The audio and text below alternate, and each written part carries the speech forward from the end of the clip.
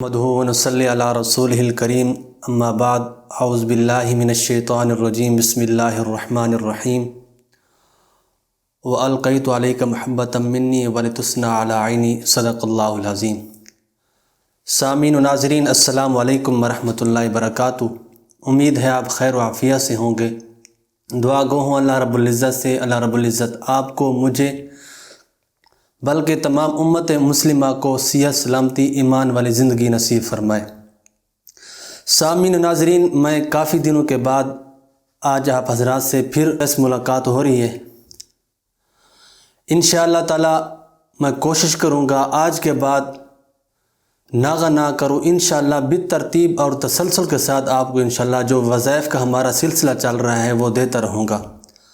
اور آج کی انشاءاللہ بہت دنوں کے بعد جو فاسٹ ویڈیو ہے وہ بہت انشاءاللہ پاورفل وظیفہ ہے اور بزرگوں کا آزمایا ہوا وظیفہ ہے، وہ انشاءاللہ ہم آپ کو دیں گے۔ وہ کیا ہے؟ زیادہ تر میں لوگوں کو دیکھتا ہوں جو ہمارے ساتھ رابطے میں ہیں، ہمارے ساتھ کنیکٹ کرتے ہیں، وہ اسی بات کو لے کر ہمارے ساتھ بات کرتے ہیں کہ ہماری شادیاں نہیں ہو رہی، ہماری عمر جو ہے وہ 30 سے اوپر جا چکی ہے، ہماری شادیاں نہیں ہو رہی۔ اکثر ہمارے ساتھ جو ڈسکس معاملات ہوتے ہیں وہ یہ ہوتے ہیں۔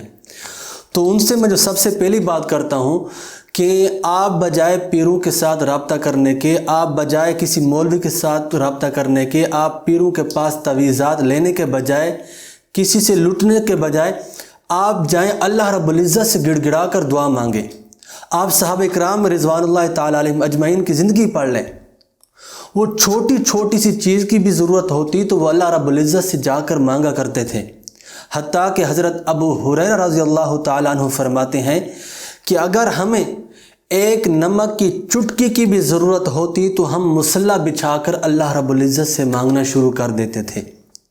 تو ناظرین، ہم بلا تاخیر چلتے ہیں اس عمل کی طرف کہ وہ کون سا عمل ہے اور کس کے لیے ہے۔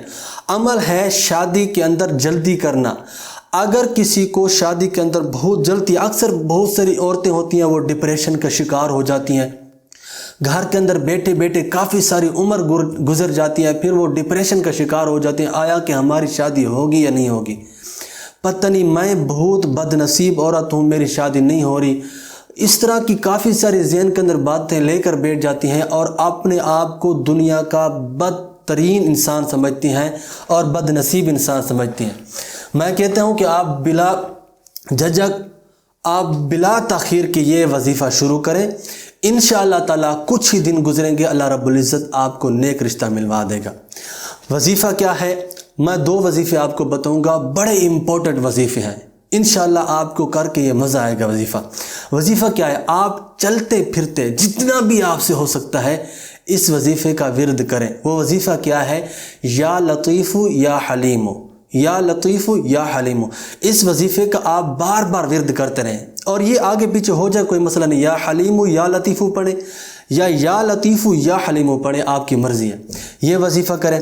اور اس کے بعد جو امپورٹنٹ وظیفہ ہے، بہت طاقتور ہے، اور اس وظیفے کی مجھے اپنے استاذوں سے اجازت ملی اور میں نے اس کو کئی دفعہ آزمایا بھی ہے۔ وہ وظیفہ کیا ہے کہ آپ فجر کی سنت اور فرضوں کے درمیان یہ وظیفہ کریں گے۔ وہ وظیفہ کیا ہے؟ سورۃ فاتحہ 41 دن مع متصل بسم اللہ الرحمن الرحیم۔ وہ کیسے پڑھنا ہے آپ کو میں بتاتا ہوں۔ بسم اللہ الرحمن الرحیم الحمدللہ رب العالمین، بسم اللہ الرحمن الرحیم الحمدللہ رب العالمین۔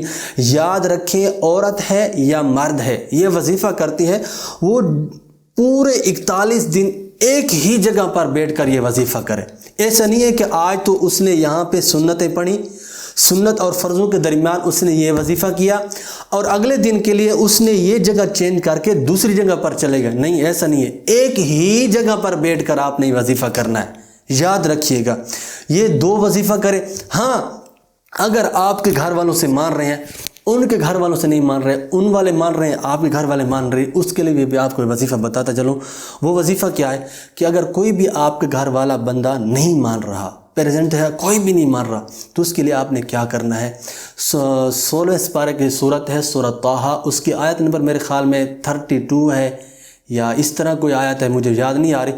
اس کے اندر آپ نے کیا پڑھنا ہے؟ وَأَلْقَيْتُ عَلَيْكَ مَحَبَّةً مِّنِّي وَلِتُصْنَعَ عَلَىٰ عَيْنِي۔ اس آیت کو آپ نے 313 دفعہ پڑھ کے جو بھی آپ کا گھر کا کوئی فرد ہے نہیں مان رہا اس کو آپ میٹھی چیز پر دم کر کے کھلا دیں، انشاءاللہ تعالیٰ کچھ دنوں کے بعد وہ خود بخود مان جائے گا۔ دعا گو ہوں اللہ رب العزت سے کہ جتنی بھی بیٹیاں بیٹے رشتوں کی وجہ سے پریشان ہیں، اللہ رب العزت ان کی تمام پریشانیوں کو دور فرمائے۔ وآخر دعوانا ان الحمد للہ رب العالمین۔